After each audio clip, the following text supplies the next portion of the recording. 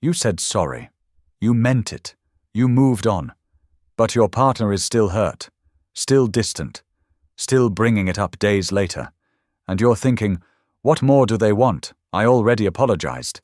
Here's what's actually happening. You did apologize, just not in a way your partner could hear, and that's not a character flaw. It's a communication gap. A very specific one. We're going to show you why some apologies repair things instantly and others make everything worse, and exactly how to tell the difference. Most of us grow up learning one way to apologize. Say you're sorry. Maybe explain yourself. Move forward. That works fine until you're with someone who needs something completely different to feel like things are actually repaired. You've probably heard of love languages, the idea that people give and receive love in different ways. Apologies work the same way. Researchers call them apology languages, and just like love languages, most couples have no idea they're speaking different ones. So when your partner says your apology didn't feel real, they're not being difficult.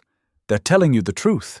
It didn't land, not because you didn't mean it, but because it wasn't in their language. Here's what happens when apology languages don't match. One partner apologizes the way they would want to be apologized to. The other partner waits for something that never comes. Neither person is wrong, but both people feel unseen. Over time, the person apologizing starts to feel like nothing is ever enough. The person receiving the apology starts to feel like their partner doesn't really get it.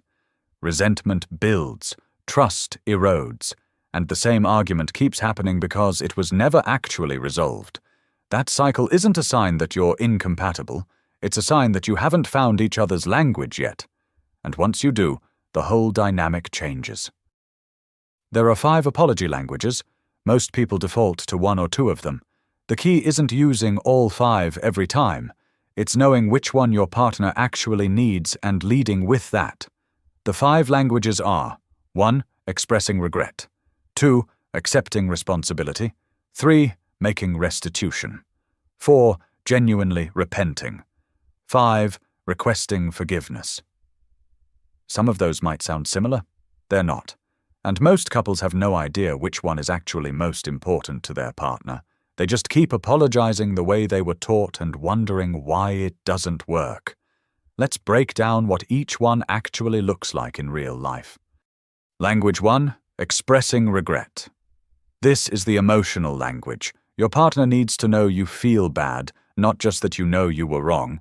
Something like, "I'm really sorry. I can see that what I said hurt you, and that genuinely matters to me." Language 2. Accepting responsibility. Some people don't feel repaired until they hear you own it clearly. No explanations, no context, just ownership. "I was wrong. What I did wasn't okay, and I take full responsibility for that." Language 3. Making restitution. For some partners, words alone aren't enough. They need to see that you want to make things right.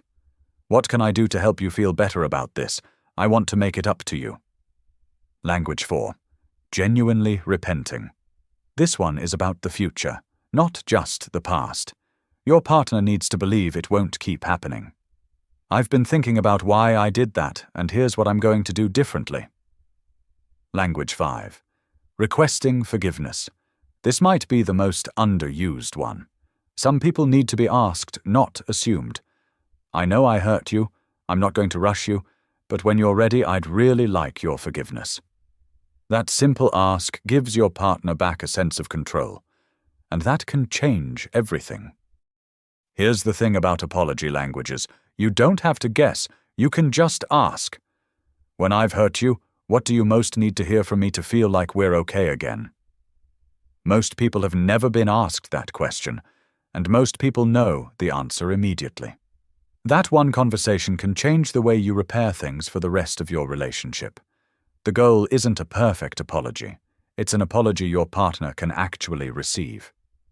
If this is the kind of content that helps you, attachment, communication, the patterns that quietly shape relationships, we post a new video every week. Subscribe so you don't miss the next one. Thanks for watching. We'll see you in the next one.